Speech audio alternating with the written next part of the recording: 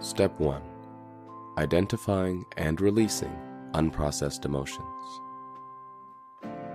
To start, for many of you, the reason why your life is still the way that it is because according to Dr. Francine Shapiro in her book, Getting Past Your Past, she says that there are about 15 to 20 unprocessed emotions that are still running in the background of your unconscious mind, controlling everything you do. Even at this moment, there are still some unresolved emotional issues that are running in the background at the subconscious levels of your mind and controlling everything you think. But I've been able to narrow these down to about one or two main ones. Your self-image. Now, the first has to do with what Maxwell Maltz in his book, Psycho-Cybernetics, calls your self-image. Because according to Dr. Maltz, your self-image controls everything. Your self-image not only controls how you see yourself, but it controls everything from how you think and feel on a daily basis. It controls all the choices and decisions that you make, from the clothes you wear, to the car you drive, to the house you live in, the job you have, your friends, your relationships, even the places that you go. Your self-image controls whether you are introverted or extroverted, whether you have high self-esteem or low self-esteem, whether you have high self-confidence or none at all. It determines your attitude, beliefs, and behaviors, even down to what you believe is possible or impossible for your life. Your self-image not only determines how you see yourself when you look in the mirror, but it also determines your self-identity. It determines the mental and emotional pictures you have of yourself that have been built up over time, whether positive or negative. Furthermore, your self-image affects every other aspect of your life, even down to the way you function at work, in love, or when you're engaged in sex, down to the way you operate as parents, anything else. This is so important because according to Dr. Maltz, it's the core of your personality and the cause of everything you think, feel, and do. And the key to changing it, according to Dr. Maltz, is in changing the perception you have of yourself, or rather your self-identity. So let me see if I can help you understand this from my own life experiences. My story. Like most people, I didn't grow up in the healthiest of family environments. My mom and dad, they fought all the time. There was physical abuse, there was verbal abuse, there was emotional abuse. They were always yelling and screaming at each other, and so the environment was always negative, to say the least. At an early age, I knew that I didn't want to be anything like my dad, much less look like him, right? Because the first impression I had of him as a 10-year-old kid was that he was always loud, he was always angry, he was always mad all the time, which made him scary looking and unattractive. That's not what I wanted to be. And then one day, something happened that would change my life forever. My mom and I were talking one day.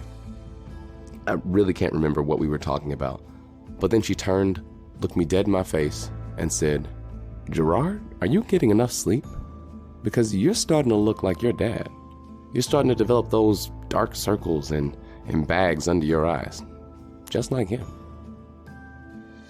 Now, mind you, I just said that I didn't want to be anything like my dad, much less look like him, because the first impression I had of him was that he was always loud and angry and mad, which made him scary looking and unattractive. And so when she said what she said, something inside of me clicked. I went straight to the mirror to see what she was talking about, and sure enough, I could see it. Or at least I accepted what she said to me as my reality. From that day forward, everything in my life began to change. I immediately became shy and introverted. I developed low self-esteem and low self-confidence in myself. I became self-conscious about how I looked, because now, when I looked in the mirror, all I could see was a 10-year-old kid with dark circles and bags under my eyes. And no kid in the right mind wants to walk around looking like they have dark circles and bags, like they've been working all night, like they have nothing going for them in the future. Eyes like my dad. So what I found out later was that I had become a victim of what is now known as the Pygmalion effect. For those of you who don't know what that is, The Pygmalion effect is when someone of authority, someone you look up to or respect, it could be your mother, your father, a friend, a sibling, a doctor, lawyer, teacher, or anyone else whose opinion you value. It's when they say something to you, whether positive or negative, and you accept it as your reality. That later turns into a self-fulfilling prophecy, more than likely, becoming your identity. So for me, an immediate imprinting took place.